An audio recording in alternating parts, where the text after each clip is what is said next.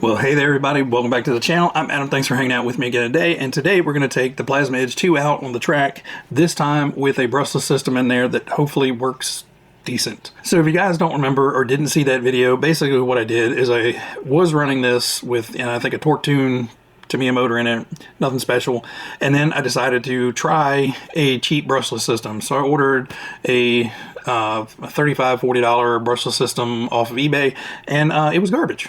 The motor seemed okay. The speed control was just a dog, and it had this terrible soft spot on taking off. I even ordered the program card and tried reprogramming it, but it still was just blah. Yeah, every time you squeeze the trigger, there was like a soft start, and then all of a sudden it would just jump up to 100%, and it made it really, really hard to drive. You would go to get on the gas, nothing would happen, and it was all of a sudden it's just huge bursts of speed. It would get squirrely, and it was just a mess. I didn't enjoy it at all. So thanks to everybody in the comments. I think a bunch of people recommended the Hobby Wing. I think it's the BL60 or BL1060 or 1060 BL. I don't know. I'll put it down here. I'm not good at remembering stupid stuff like that. But it's a very inexpensive Hobby Wing brushless sensorless motor, ESC. So the cheap motor is still in here, but it has the new Hobby Wing ESC in here, and that does seem to have gotten rid of that flat spot. Currently it's in the bone stock setup, so if I need to make changes, I can. I have the program card for that, no problem. So we're going to take this out on the track, see how it does. I don't know if it's going to best its lap times that we have. Let's see, currently in the stock form, it ran a 1021 fast lap, and in the junky brushless form, it ran a 1026. So it actually slowed down putting brushless in it. So we're going to see how this does with the new Hobby Wing system. If it can beat 1021, sure, great. I don't know if it's going to do much better than that. 1004 is the track record for a fast lap. So there's not a whole lot of meat on the bone there to try to beat it. Is today? Maybe. I'd love to see this thing get into the 9s. It'd be the first car that got into the 9-second area. But unless something, catches on fire, blows up, falls apart, I'm going to end it here. So everybody out there, you guys be happy, be healthy, be safe, and enjoy the run footage.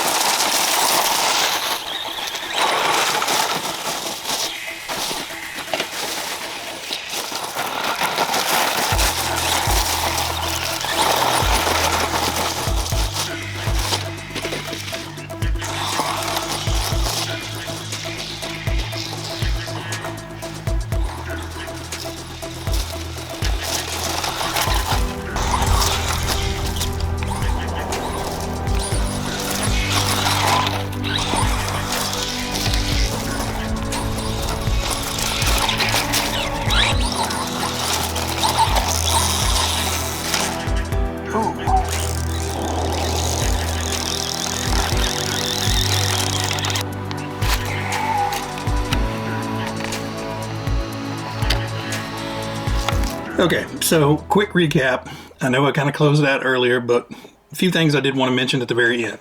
So in some of the footage of the corners, that's running on a nickel metal pack. Wasn't thinking when I went out there. I run most of my Tamiyas on nickel metal, but you know, this is set up for lipo.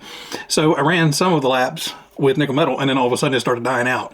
And I was like, what is going on? And then, so I pushed it a couple more laps, you know, just trying to get some more footage of it coming off the jump and everything. And it took a hard landing, and the screw came out of the servo, and I couldn't figure out why it keeps coming out. Evidently this has started to get stripped out and is moving a little bit. So, you know, some laps it was pulling to the right, some laps it was pulling to the left, some laps it was going nice and true. I put the servo saver back on, new screw, new heavy duty thread lock, and it got worse. So in the second part of the run video, I was running lipo in here, which boy did it pep it up. It was already really punchy and really fast on the nickel metal pack, but the lipo gave it a whole lot more punch. So it was a whole lot squirrelier the second time I was running it. But I think we got a couple decent laps in there. I don't know what the lap times are yet, but as you saw in the very end, I got frustrated with it on the track because I kept either over jumping it, which it was hard to do now that it's so punchy. It just wants to shoot straight up the ramp. So I over jumped it a few times, went off the track, slid out, spun around too many times. I was getting frustrated, so I said, you know what, screw it, we're just going to run around the yard. And one of the issues, like I said, I was running, and for 2 laps, the tires would be pointing straight. And then for 2 laps, the tires would have a left-hand lean to it because I bumped a, you know, pipe somewhere. Well, then, you know, all of a sudden it was to the right again, and then it was straight. It was very frustrating to try to drive it. So I just said, you know what, let's take it out in the yard, run it around, beat on it, have fun with it. And it was. You know, it didn't really matter if it was pulling one way or the other. So I'm going to replace the servo, replace the servo saver. I'm going to go ahead and replace all the steering in here. So this is getting the metal upgrades, turnbuckles and everything, just because there's so much slop in the front end that the faster I'm going, the harder it is to, you know, keep it steady because the front end's darting and diving around.